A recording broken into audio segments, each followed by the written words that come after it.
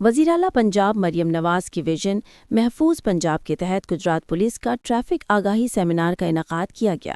D I G traffic Punjab Waqas Nazir, D P O Gujrat Rana Umar Farooq کی خصوصی ہدایات اور D S P traffic Gujrat Zaheer Ahmed Janjua کی زیر نگرانی گجرات پولیس کے زیر اہتمام پنجاب کالج گجرات میں ٹریفک آگاہی سیمینار کا انعقاد کیا گیا۔